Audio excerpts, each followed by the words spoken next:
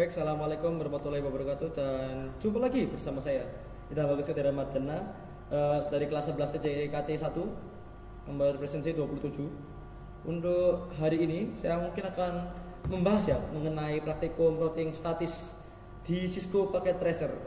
Jadi bagaimana untuk konfigurasinya dan skenario-nya, langsung saja kita simak. Baik, di sini saya diberikan sebuah modul oleh guru pengajar PPJ PKPJ saya. Praktikum ini praktikum ketiga ya tentang routing statis. Tujuannya itu kita untuk mengetahui cara kerja routing statik dan juga melakukan simulasi routing statik dengan Cisco Packet Tracer. Routing statik itu sendiri itu sebuah routing yang dilakukan oleh administrator untuk mengkonfigurasi informasi mengenai sebuah jaringan dengan cara manual, tidak otomatis ya. Untuk routing statik ini sendiri ciri-cirinya itu ada dua. Jalur spesifiknya itu ditentukan oleh administrator dan juga pengisian tabel routing itu dilakukan secara manual oleh admin jaringan atau administratornya ya. Pengujian routing statik ini dalam sebuah jaringan kecil ataupun menengah itu bukan sebuah problem atau masalah ya. Akan tetapi berapa segi entry itu harus disajikan forwarding table ya pada setiap routernya ya. Nah, cuman yang perlu kita sebagai catatan, bagaimana jika kita misalnya harus melengkapi forwarding table di setiap router yang jumlahnya tidak sedikit pada sebuah jaringan yang besar. Itu yang akan jadi sebuah PR kita kalau misalnya melakukan routing statik secara manual ya. Ada cara kerja di sini, tambah konfigurasi router ya, dilakukan oleh administrator. Router itu melakukan sebuah routing dengan informasi yang diterima dari sebuah tabel routing. Admin jaringan menggunakan perintah IP route secara manual. Berarti kita akan otomatis menggunakan CLI ya teman-teman. Untuk mengkonfigurasi router dengan routing statik yang jelas itu untuk berguna melewatkan sebuah paket data. Ada beberapa parameter di sini, ada destination, tujuan network mask dan juga biasanya diisi dengan xxxx/x atau slash trafficnya berapa untuk semua jaringannya. Kemudian ada sebuah gateway, datagram yang dicapai melalui sebuah antarmuka atau QI. Ada pref source, itu tujuan paket dan juga sebuah meninggalkan router dengan sebuah alamat IP atau melalui sebuah alamat IP ya. Kemudian selanjutnya ada distance atau jarak. Jaraknya ada 0 dari 255. Berarti saya bilangnya ini range lah ya. Range distance-nya sebuah jarak administrator pada sebuah router. Selanjutnya ada kelebihan ataupun kekurangannya ya. Nah, keuntungannya bisa dibaca sendiri di sini. Ada meringankan kinerja prosesor router. Kemudian bandwidth, tidak ada sebuah bandwidth yang digunakan pertukaran informasi. Routing statik ini juga lebih aman dibandingkan yang dynamic. Kemudian routing statik ini kebal dari segala usaha hacker untuk mengspoof. Kerugian ada administrator ini harus mengetahui semua informasi, jelas ya, pasti mengetahui. Hanya dapat digunakan untuk sebuah jaringan dengan skala kecil. Administrasinya cukup rumit dibandingkan routing dinamis dan juga akan banyak router yang harus dikonfigurasi secara manual. Dan juga terakhir ada rentan terhadap kesalahan, pasti miskonfigurasi ya. Oke, ada percobaan atau skenario-nya. Di sini disajikan ada 2 server, 3 router dan juga ada 3 PCPT atau sebuah PC ya. Sini sudah memiliki jaraknya sendiri-sendiri, jalannya IP dan juga ada tabel percobaan. Jadi kurang lebih skemanya kurang seperti ini. Saya buka dulu Cisco-nya, Cisco Packet Tracer. Nah, kurang lebih seperti ini. Sudah saya buat ada 2 server, 2 server ini ya, 2 server, server 1 dan 2 server 2. Ada 3 router dengan konektivitas kabel serial DTI ya, serial DTI. Ini dikonek dengan port serial. Untuk yang saya gunakan alat jaringannya hanya PT router. Kenapa PT router? Karena dia untuk konfigurasi sangatlah mudah. Sudah disiapkan ada 2 fast ethernet sorry. Ada 2 serial DTE dan juga ada 2 fiber optic atau FO ya. Fiber optic. Oke. Kita langsung aja mungkin mulai ya untuk konfigurasinya. Lebih enak mungkin dari atas ke bawah ya. Jadi saya akan gunakan router pertamanya ini, router 1. Oke. Kita router 1. Kita klik dulu. Nah, router 1 ini dia connect dengan 4 perangkat antara lain PC 1, PC 2, router 2 dan router 3. Saya kecilkan dikit ya. Begini. Ini ada konfigurasinya ya. Untuk fast Ethernet 0 itu dia ke PC 1, fast Ethernet 1 slash 0 itu ke IP 2, fast Ethernet 1 itu ya, yang PC 2 ini. Untuk yang serial DTE 2 itu ke atas up ya, linknya up, yaitu ke router 2. Jadi itu dari router 1, router 2, router 3. Sedangkan yang serial 3 nya dia kembali lagi dari 13 1. Jadi router 3 nya ke router 1. Ini ya IP nya. Ini ke sini 12 0. Sedangkan yang dari router 3 13 0. Semua di sini menggunakan traffic 24 untuk path-nya ya, jalannya itu. Oke. Selanjutnya ada dari PC 1. Untuk konfigurasinya standar saja ya teman-teman. Saya akan cek beritahu di sini untuk IP configuration-nya. 92 168 11. Saya gunakan 11 karena di sini sudah digunakan 0 ya. Jadi ditambah 1 kurang lebih seperti itu. Subnet mask-nya saya gunakan yang standar aja. Traffic 26 berarti 192 ya. 192 untuk subnet mask. Default gateway kita masukkan juga 62. 62 ya. 62. Kemudian untuk DNS server ini saya buat default aja sih, dari atas 33333 ini ya, server 1 maksudnya saya gunakan sebagai DNS, jadi turun ke bawah kurang lebih seperti itu. PC 2 di sini konfigurasinya sama seperti PC 1 ya, cuman dia yang beda di IP 4 nya aja, dia tambah 1 jadi 64 65. Terus 2 sama, ini sama, DNS nya juga sama ke atas, cuman dia yang berbeda itu cuman IP nya, jadi dia lompat ya, di sini 1, di sini tiba-tiba lompat langsung 65. Oke. Selanjutnya kita geser ke isi 3. Isi 3 di sini menggunakan menggunakan 128, jadi otomatis 129 ya teman-teman. Kita desktop. Sini 128. Ikutin yang itunya, subnet mask-nya ya. Kemudian untuk IP address saya gunakan 253. Tidak jadi 128. Kenapa? Ini sudah saya pernah tes juga untuk 128. Jadi 129 juga, itu tidak bisa. Jadi ketika kita send PDU ataupun tracer, dia tersendat-sendat. Kemudian untuk default gateway dan DNS saya gunakan sebagai default sama seperti PC 1 dan 2 ya. Untuk kemudian untuk router. Nah, untuk router ini kita konfigurasinya enable dulu. Jika sudah enable jangan ke root, kemudian IP config. Configure ya. Configure.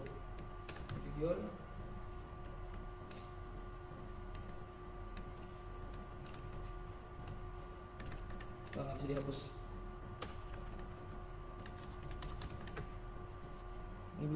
Ini sudah saya kunci, ini dia inputnya nggak mau ya.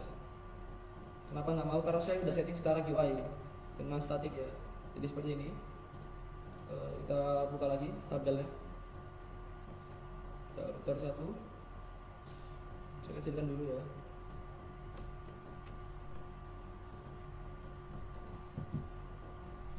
Sorry. Kurang lebih seperti ini.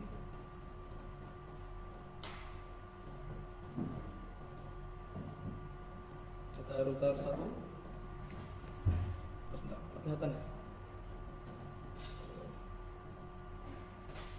Router 1. Ini saya masukkan yang 333 dulu. Kenapa yang 3333? Karena dia itu trafiknya atas dulu. Jadi saya masukkan 3333. Untuk yang server satu ya, jadi saya gunakan itu dulu, jembatannya ke atas, kemudian lewat router 3, jadi 13. Kemudian selanjutnya ada 43 itu yang server 2, ini ya server 2 dengan jalur yang sama, yaitu router 3. Dan terakhir ini ada 192, 168, 128. Itu ada PC 3. Ini ya. Saya gunakan jalurnya router 2. Ini router 2. Saya kembali ke router 1. Lebih seperti itu. Untuk inputnya cukup diketikkan saja ya. Tiap-tiap router ini, router destination atau output destinationnya. Kemudian netmask, juga ada next hop atau gateway. Sini network ya. Network next hop. Sorry. Saya bukan sini.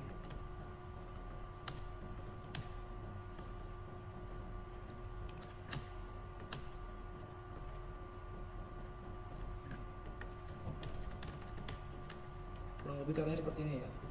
Saya demonstrasi saja secara singkat. Kalau tinggal di add, nah ini otomatis sudah tertambah. Cuman ini kenapa dia nggak mau nambah? Karena itu tidak konsisten untuk address masknya. Ya, tidak sama.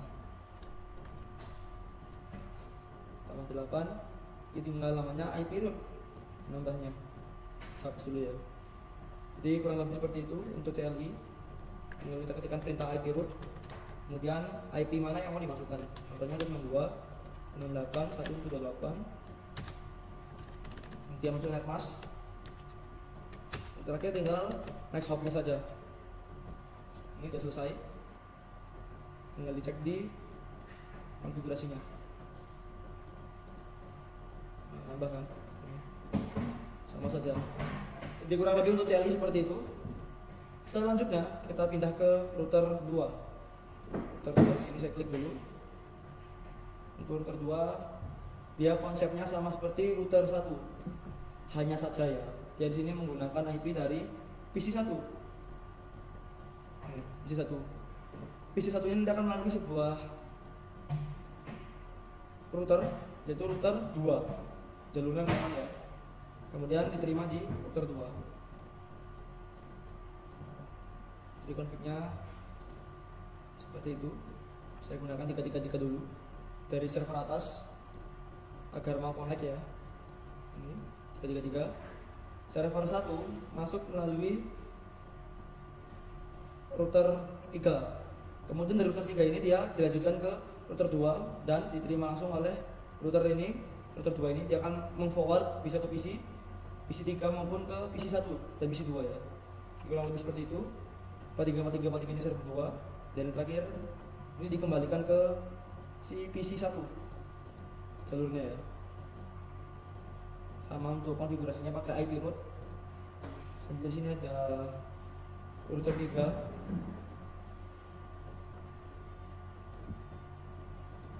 Ini ada 2 saja ya teman-teman. Kenapa cuma 2? Karena saya lanjutkan dari PC ini, PC 1 yang 025 dan juga dari PC 3 itu 0 ya. Ini PC 23.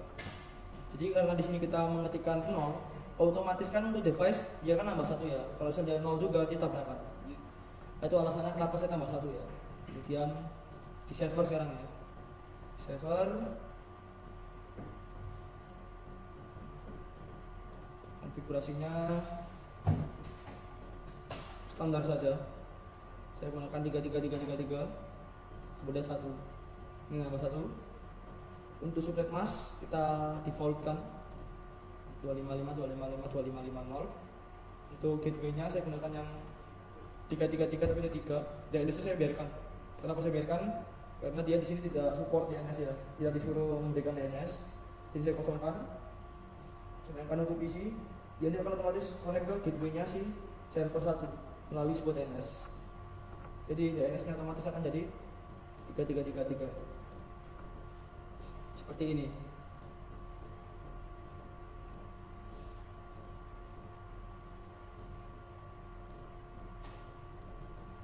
Iya. 3333331. Ya soalnya dia lewat router dulu. Karena ini dia tidak lewat router dan juga standby posisinya. Jadi kita biarkan aja 3. Untuk router lagi. Server 2 dia sama seperti server 1 konfigurasinya. Melainkan yang berbeda hanya di bagian IP address. Dia menggunakan 434343 1. Untuk gateway-nya saya pindah dari 3, subnet masknya 255. Oke, kurang lebih seperti itu. Untuk konfigurasi seperti ini.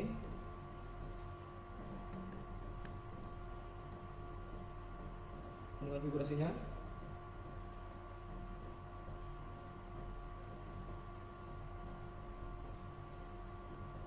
Nah, seperti itu ya konfigurasinya.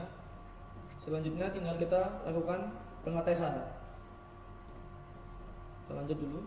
Jadi ini sudah saya masukkan semua secara manual ya, menggunakan IP root melalui sebuah CLI atau command line interface di router ya. CLI ini ya. Sini. Tinggal dimasukkan aja manual IP root. Oke. Selanjutnya kita akan pindah ke mode simulasi. Kemudian kita buat skenario seperti berikut. Untuk filternya yang di enable hanya IP versi 4 yaitu ICMP. Oke. Simulation mode soal ICMP ya. ICMP. Kirimkan paket sampel PDU dari PC 1 ke 2, 1 ke 3. Lalu amati PDU-nya. Oke. 1 2 1 3 ya. Ini 1 2. Saya speedkan dikit ya. Set. Oh, tidak terlihat, sorry. Saya perlambat dikit. Masih file karena dia masih belum ready ya teman-teman. Jadi biarkan dulu untuk si mesin atau perangkat-perangkat jaringan komputer ini berpikir terlebih dahulu. Sorry. Saya reset lagi. Kita ulangi lagi ya. Saya dulu. Oke, sudah. Itu kedua, kita send. Di router 1 dia menerima, kemudian di forward ke PC 1. Di PC 1 lagi dibaca, lagi dicek lagi. Nah, ini sudah dicek, dia kembalikan lagi melalui router 1 dan akhirnya kembali ke PC 1. Dan ini prosesnya sudah sukses. Oke. Selanjutnya kita ke PC 3. Kirim lagi, kita klik. Kita tunggu bentar. Dikirim dari router 1 ke router 2. Dan ini masih ditolak. Kenapa ditolak? Dia belum respon. Terus lagi. Kita tunggu sebentar. Lalu kita forward lagi ya. Start lagi. Terima di router 1. Router 2 juga menerima. Dikirimkan lagi ke PC 3 dan dikembalikan lagi ke router 2. Lalu router 1 dan akhirnya kembali ke PC 1. Sukses. Selanjutnya kita ke server ya teman-teman. Ini server 1, server 2. Kemudian dari PC 3 ke seluruhnya. Oke. Langsung aja. Server 1 start dulu. Ini router 1 ya. Forward lagi router 3. Ini masih nggak mau. Jadi kita tunggu lagi. Kita kirim.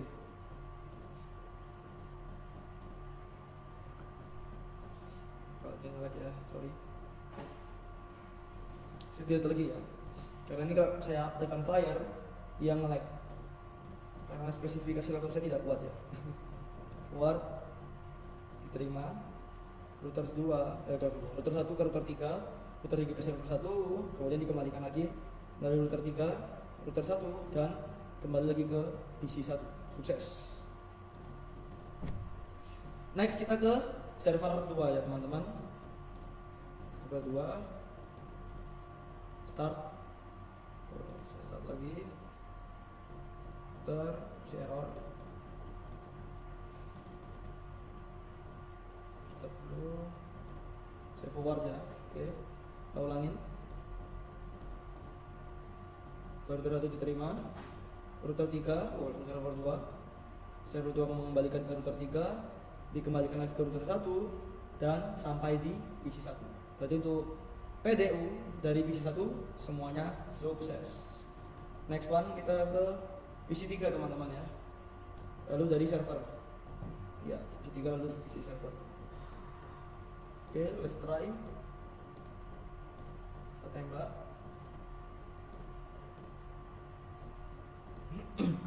Saya langsung kirimkan 2 di sini ya. Ini masuk, diterima. dan juga kembali. Dua-duanya sudah kembali melalui router 2, router 1, PC 1 dan PC 2 langsung. Saya mengirimnya 2 langsung ya. Oke, next kita langsung ke servernya. Kita forward lagi PDU-nya ke server 1 dan server 2. Saya kecilkan dikit ya. Dikit. Kita start router 2, router 3, server 1, kemudian yang dari server 2 dia langsung server 2, kemudian server 2 kembali lagi ke router 3, router 2 dan kembali ke router 1. Jadi PDU nya sukses untuk dari PC 3 ya. Next one kita akan tes dari server. Saya zoom dulu. Nah, mungkin saya akan buat langsung ya, langsung banyak. Apa yang terjadi? Apakah akan tabrakan trafiknya atau gimana? Who knows? Saya buat 4 ya.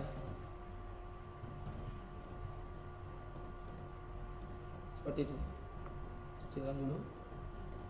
Ini saya start. Ini ke bawah, jadi dia ngirim 3 langsung ke router 2, router 1 sorry. Router 1 ke PC 1 dikembalikan lagi, PC 2 dikembalikan lagi, PC 3 dikembalikan lagi, dan dari server dia dikembalikan, dan akhirnya semuanya paket-paket PDU ini kembali lagi ke server 1. Untuk semuanya prosesnya sukses.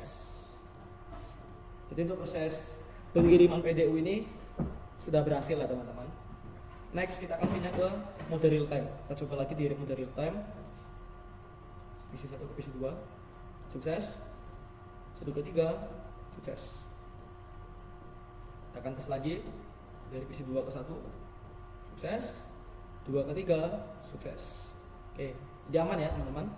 Next kita mungkin tes lagi melalui perintah tracer. Tracing ini ya, tracer berarti ya, tracer.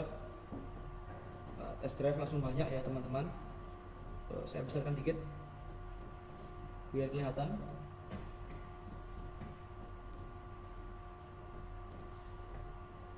Oh, saya langsung aja berarti ya, langsung real time aja. Sini. Saya buka dulu CMD-nya atau command prompt di PC 1.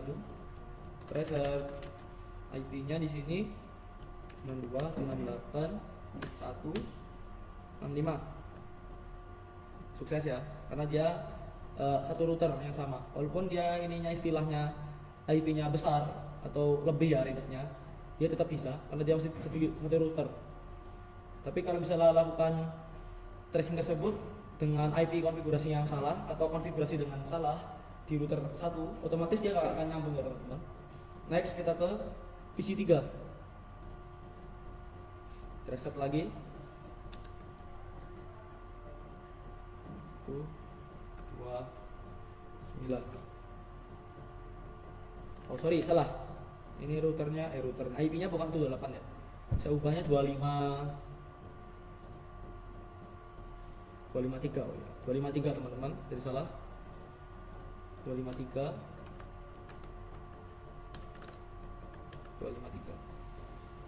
Nah ini correct. Ada 3 ya.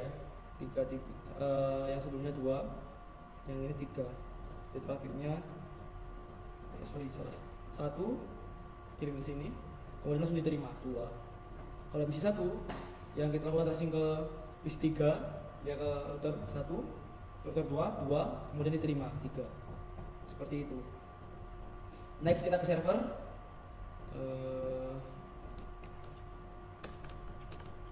333 ya. 3.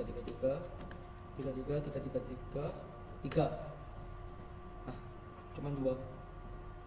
Dia ngirim ke router 1, diterima router 1, dikirim ke router 3, dia langsung forward ke server otomatis. Next ke server 2 ya. 533 1. Ini 3 1 ke router, dia forward dulu ke router 2. Habis ke router 2 ke server router 3. Habis ke router 3 dia baru diterima langsung oleh server 2. Seperti itu. Berarti untuk tracingnya udah selesai. Aman ya. Saya akan tes juga dari server 2 ya. Mungkin server 2. Tracer langsung 1 kali dipantulin masuk, aman. Next ke PC 1 92 98 1 3 kali ya. Jadi mengirimkan dulu ke router 3 ke router 2 ke router 1 dan langsung diterima. Ini terakhir ke sama dengan poin 3 di tracing lagi ya, kita tracing lagi untuk PC 2 68 165 masuk, aman ya. Selanjutnya kita next tracing lagi ke PC 3 253 sama 3, karena untuk servernya sendiri dia diputar dulu melalui router seperti itu ya. Jadi untuk proses tracer sudah selesai, dan juga untuk konektivitas pada topologi jaringan static routing ini sudah aman dan juga sudah selesai ya. Saya tes ping mungkin ya, kita tes ping,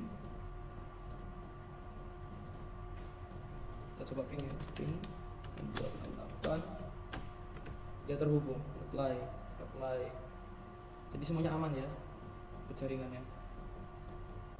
Nah, mungkin itu aja yang mungkin dapat saya sampaikan. Mohon maaf apabila ada salah kata dan juga salah sebut ataupun kecepatan ya. Saya Ida Bagus Ramadana pamit undur diri dalam kesempatan praktek ketiga, yaitu routing statis ini. Sekian, terima kasih telah menonton dan sampai jumpa di video selanjutnya. Selamat siang dan goodbye. See you.